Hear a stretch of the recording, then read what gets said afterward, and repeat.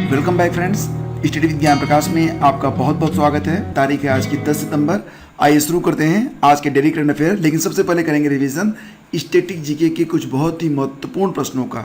तो आज के जो प्रश्न है ये जलवायु परिवर्तन और आपदा पर आधारित है। कुल मिला के 7 प्रश्न होंगे और प्रश्नों का जो स्तर है इसे आप मॉडरेट टू टफ कह सकते हैं। तो देखोगे कितने प्रश्नों के उत्तर आप दे पाते हो। विश्व का पहला ओजोन परत संरक्षण के लिए जो सम्मेलन हुआ था कहाँ पर हुआ था? विश्व का पहला ओजोन परत संरक्षण के लिए सम्मेलन कहाँ पर हुआ था? तो ये हुआ था 1985 में हुआ था, 1985 में हुआ था। कहाँ पर हुआ था? ऑस्ट्रिया की राजधानी वियना में हुआ था। ठीक है, तो कहाँ पर हुआ था? ऑस्ट्रिया की राजधानी वियना में। जलवायु परिवर्तन एक्शन प्लान पर कार्य करने वाला भारत का पहला प्रदेश कौन सा बन गया है? तो ये है दिल्ली। कौन सा है? दिल्ली है। क्रस्ट और ऊपरी मेंटल को कहते हैं लिथोस्फीयर। जो 50 किलोमीटर की मोटी परत वर्गों में बटी हुई है उसे क्या कहते हैं? तो उसे कहते हैं टेक्टोनिक प्लेट्स। क्या कहते हैं? Tectonic plates.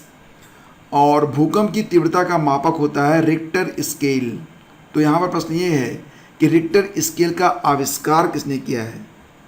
याद करो किसने किया है। सही जवाब इसका होगा, जी हाँ फ्रेंड्स, इसका आविष्कार किया गया था CS रिक्टर के द्वारा। नाम इनका था CS रिक्टर और इन्हीं के नाम पर इस स्केल का नाम भी रिक्टर स्केल रखा गया है।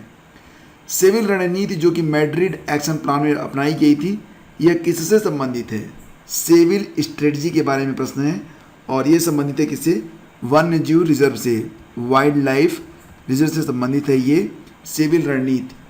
और सर्वप्रथम हरित गृह प्रभाव यानी ग्रीन हाउस इफेक्ट को बताने वाला जो वैज्ञानिक था उसका नाम क्या है? तो इनका नाम था आर्थीनियस। क्या नाम था इनका?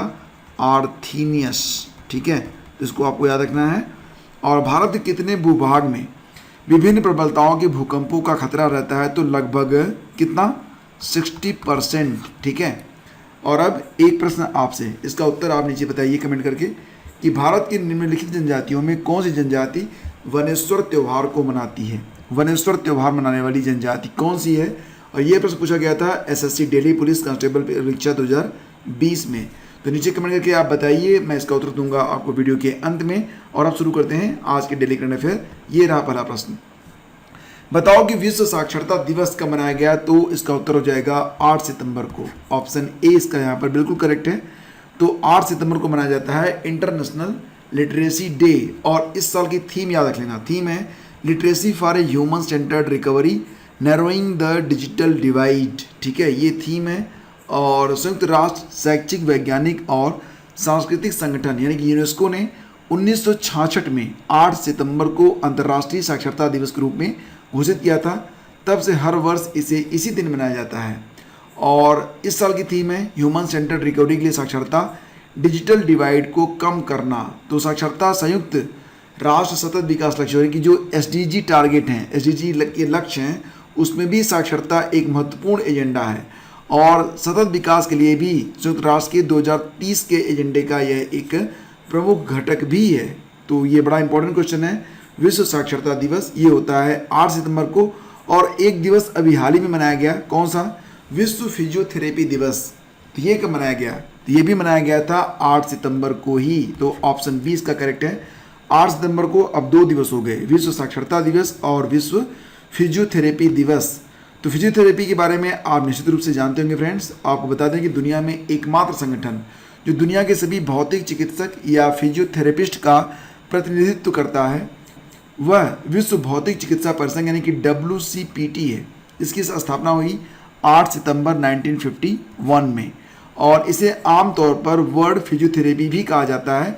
और इस महत्वपूर्ण संगठन के ऐतिहासिक गठन को मनाने के लिए विश्व भौतिक चिकित्सा दिवस की आधिकारिक घोषणा 8 सितंबर 1996 को की गई थी।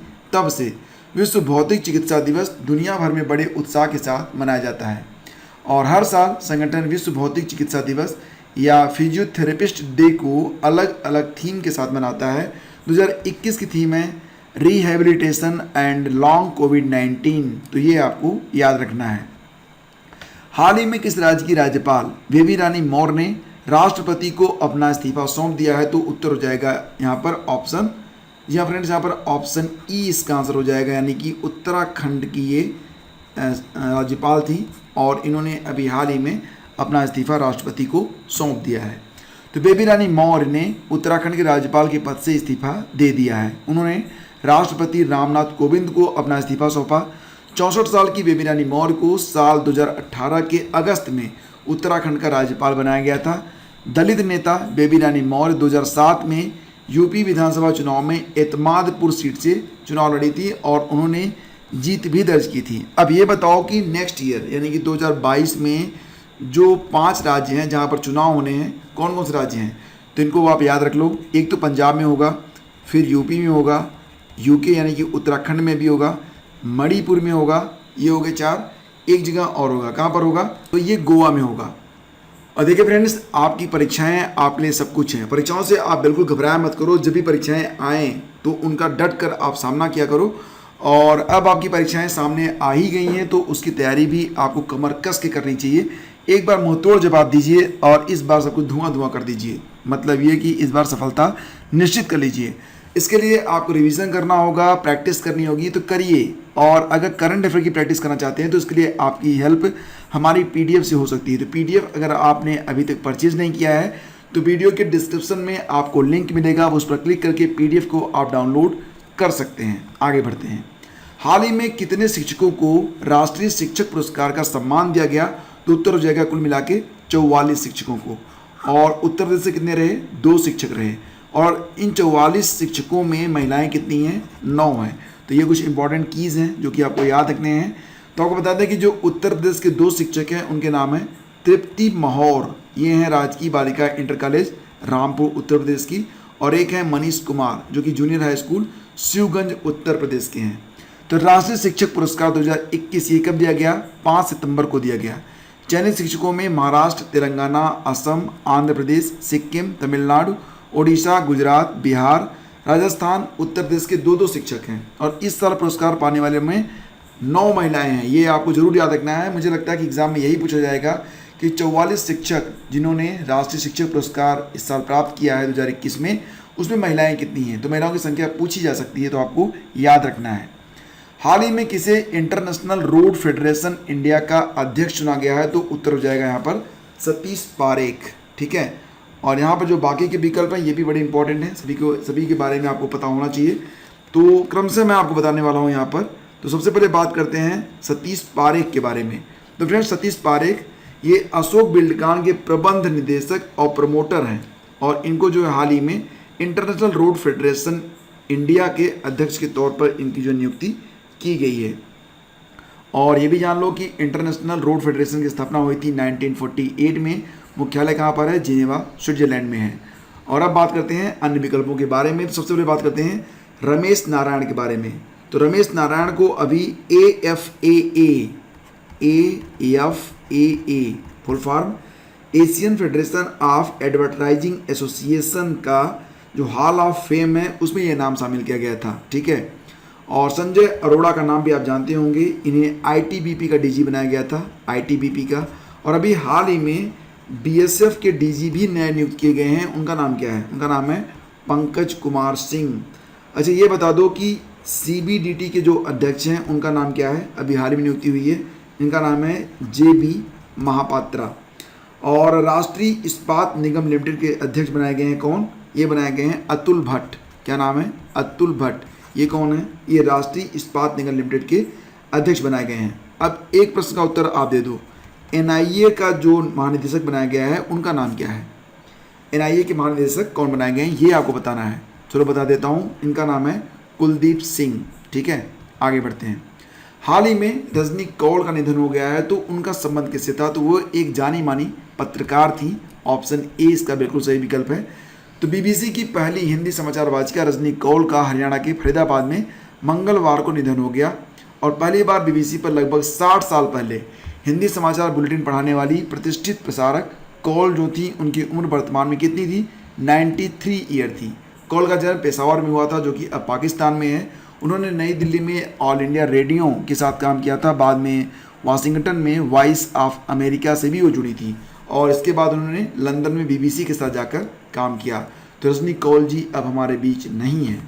हाल ही में किस देश की सरकार ने जलवायु परिवर्तन के प्रभाव को दूर करने के लिए एक नए मंत्रालय का गठन किया है? तो उत्तर हो जाएगा यहाँ पर ग्रीस, ऑप्शन बी यहाँ पर करेक्ट है। तो ग्रीस के जंगलों में लगे भीषण आग के बाद सोमवार 6 सितंबर को पूर्व यूरोपीय संघ आयुक्त को एक नए मंत्रालय का नेतृत्व करने के लिए नियुक्त किया गया है और इस नए मंत्रालय में जलवायु परिवर्तन के प्रभाव को एड्रेस किया जाएगा। क्रिस्टोस स्टाइलियानाइड्स, क्या नाम है? क्रिस्टोस स्टाइलियानाइड्स जलवायु संकट और नागरिक सुरक्षा मंत्रालय के प्रमुख होंगे। तो क्रिस्टोस ने पहले मानवीय सहायता और संकट प्रबंधन के लिए आयुक्त के रूप में काम भी किया है। ग्रीस के जंगलों में लगी भीषण आग में इविया और दक्षिणी ग्रीस में 1000 वर्ग किलोमीटर से अधिक जंगलों को जला दिया था, जिसके बाद जलवायु संकट और नागरिक सुरक्षा मंत्रालय की स्थापना की गई। मंत्रालय में अपनी नियुक्ति के बाद स्टाइलियनाइड्स ने एक बात पर जोर दिया और कहा कि वह अपनी भूमिका के साथ आने वाली सभी चुनौतियों और अपेक्षाओं को स्वीकार करते हैं। तो आगे बढ़ते हैं। भारत की पहली तैरती मिसाइल परीक्षण रेंज का नाम क्या है? भारत की पहली तैरती मिसाइल परीक्षण रेंज का नाम है INS अन्वेष, विकल्प बी यहाँ पर बिल्कुल करेक्ट है। तो भारत की पहली तैरती मिसाइल परीक्षण रेंज यानी कि FTR, ये INS अन्वेष का समुद्री परीक्षण इसी महीने शुरू होने वाला है और ये अगले 2 महीनों में ये जो जहाज होगा वो चालू भी हो जाएगा।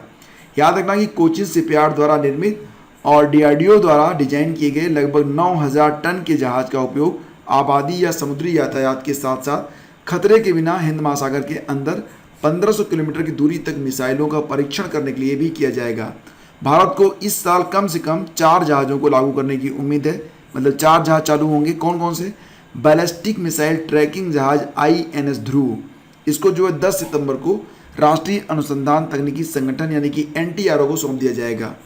स्टील्थ गाइडेड मिसाइल विध्वंसक INS विशाखापत्तनम और डीजल हमला पनडुब्बी INS वेला कलवरी का चौथा पोत क्लास भी साल के अंत तक चालू हो जाएगा।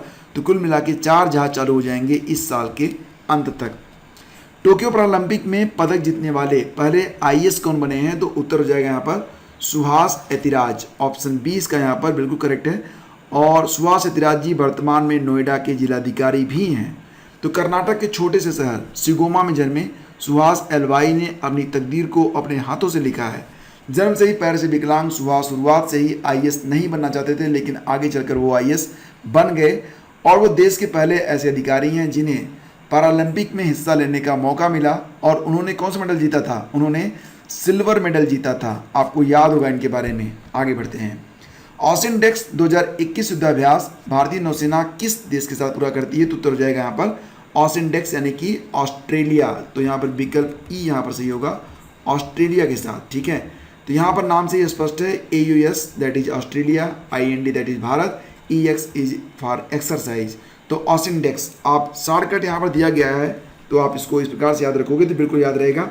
हाँ, अब हम बात करेंगे यहाँ पर कुछ और महत्वपूर्ण जो अभी युद्धाभ्यास हुए हैं उनके बारे में। अब यहाँ पर ये बताओ कि शेयर डेस्टिनी 2021 नामक जो युद्धाभ्यास होगा ये 4 देश मिलकर करेंगे। यह एक बहुराष्ट्रीय शांति अभ्यास होगा जिसमें कौन कौन से देश शामिल होंगे? चीन शामिल होगा, इसके बाद पाकिस्तान है, मंगोलिया और थाईलैंड। ठीक है, काजिंद के बारे में भी आप जानते होंगे, KAZIND। तो ये है कजाकिस्तान और भारत का एक नेवल एक्सरसाइज। और इसके बाद कोंकण के बारे में बताओ। कोंकण युद्धाभ्यास भारत किसके साथ करता है? तो भारत करता है किसके साथ? ब्रिटेन के साथ। ठीक है, इसके बाद जैर अलबहर आता है, भारत और कतर के साथ होता है ये। अच्छा, ये बता दो कि SEACAT सी कैट नामक जो युद्धाभ्यास था इसे भारत ने किस देश के साथ किया है? तो उत्तर हो जाएगा भारत और USA। ठीक है, तो कुछ इंपॉर्टेंट पॉइंट्स हैं, आपको ये याद रखने होंगे। आगे बढ़ते हैं और बात करते हैं ऑसिनडेक्स के बारे में। तो ये 6 सितंबर से लेकर 10 सितंबर तक चलेगा और भाग लेने वाले जो भारतीय जहाज हैं उनके नाम है INS शिवालिक और INS कदमत। और यह ऑसिनडेक्स का 4था संस्करण है। आयोजन इसका कहाँ पर होगा? तो ऑस्ट्रेलिया में होगा। भारत के पहले जैव ईंट आधारित भवन का निर्माण किस IIT के द्वारा किया गया है? तो उत्तर हो जाएगा यहाँ पर IIT हैदराबाद, विकल्प सी यहाँ पर आपका बिल्कुल करेक्ट है। तो कृषि कचरे से जैव ईंटों से बनी भारत की पहली इमारत का उद्घाटन IIT हैदराबाद में किया गया है। तो यहाँ पर जो कृषि कचरा होता है उससे अब ईंट बनाई जाएगी और उससे अब मकान बनेंगे। तो यह भवन धातु के ढांचे द्वारा समर्थित जैव ईंटों से बना है। गर्मी को कम करने के लिए छत की PVC शीट के ऊपर बायो ईंटों का इस्तेमाल किया गया है। तो बायो ईंट जो होती है ये कृषि अपशिष्टों से बनती है, तो ये आपको याद रखना है। और फ्रेंड्स यहाँ पर एक बात याद रखना कि ये जो पूरा निर्माण हुआ है, ये जो पूरी ईजाद हुई है, आविष्कार हुआ है, ये बिल्ड प्रोजेक्ट का एक हिस्सा है। मतलब bold unique idea lead development. आगे बढ़ते हैं। किस शहर में भारत के सबसे ऊंचे वायुशोधक टावर यानी कि एयर प्योरीफायर टावर का उद्घाटन किया गया है, लगाया गया है? तो ये शहर बन गया है चंडीगढ़। आपको याद आ रहा होगा दिल्ली, तो दिल्ली से भी ये ऊंचा है। तो दिल्ली में कहाँ कहाँ पर लगा है? दिल्ली में 2 जगह पर लग गया है। एक तो आपका लग गया है सीपी में, कनॉट प्लेस में, और दूसरा लग गया है कहाँ पर? ANVT यानी कि आनंद विहार टर्मिनल पर। तो ये 2 जगह लग गए हैं टावर दिल्ली में। एक जगह लगा है कहाँ पर? चंडीगढ़ में। चंडीगढ़ वाला जो है ये काफ़ी ऊंचा है, और चंडीगढ़ का जो टावर है इसकी ऊंचाई लगभग 24 मीटर है। और ये 1 किलोमीटर पूरे एरिया का जो मतलब अशुद्ध वायु होगी उसको ये साफ करेगा, सांस के लायक, मतलब सांस लेने लायक इसको ये बनाएगा। और फ्रेंड्स अब बात करते हैं जो शुरुआत में मैंने आपसे प्रश्न किया था उसका उत्तर देखते हैं।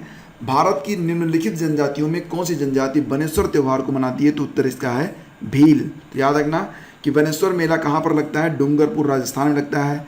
माघ पूर्णिमा को सोम माही जाखम नदियों के संगम पर भीलों के द्वारा यह जो त्यौहार है ये मनाया जाता है। और क्विज नंबर 237 का जवाब क्या है? तो हाल ही में वन धन योजना के तहत किस राज्य ने 7 राष्ट्रीय पुरस्कार जीते? तो इसका उत्तर था ऑप्शन सी यानी कि नागालैंड। और ये रहा आज का प्रश्न। और फ्रेंड्स वीडियो अगर आपको पसंद आता है तब प्लीज़ आप इसे लाइक और शेयर जरूर किया करो। वीडियो बनाने में हमें काफ़ी मेहनत करनी पड़ती है, काफ़ी वक्त लगता है, और हम सारे प्रश्नों को चुन चुन कर लाते हैं आपके लिए, ताकि आप इस साल अपनी नौकरी, अपनी जॉब को पक्की कर सकें। तो इसके लिए आप वीडियो को लाइक तो थोड़ा सा कर ही दिया करो, ताकि हमें मोटिवेशन मिलता रहे और आपकी तैयारी और अच्छे तरीके से चलती रहे। टेलीग्राम पर आपको PDF मिल जाएगी, ज्वाइन कर लीजिएगा। और मंथली PDF के लिए और पूरे 8 महीने के करंट अफेयर के लिए वीडियो का डिस्क्रिप्शन चेक कर लीजिएगा। Thank you so much, have a great day. जय हिंद।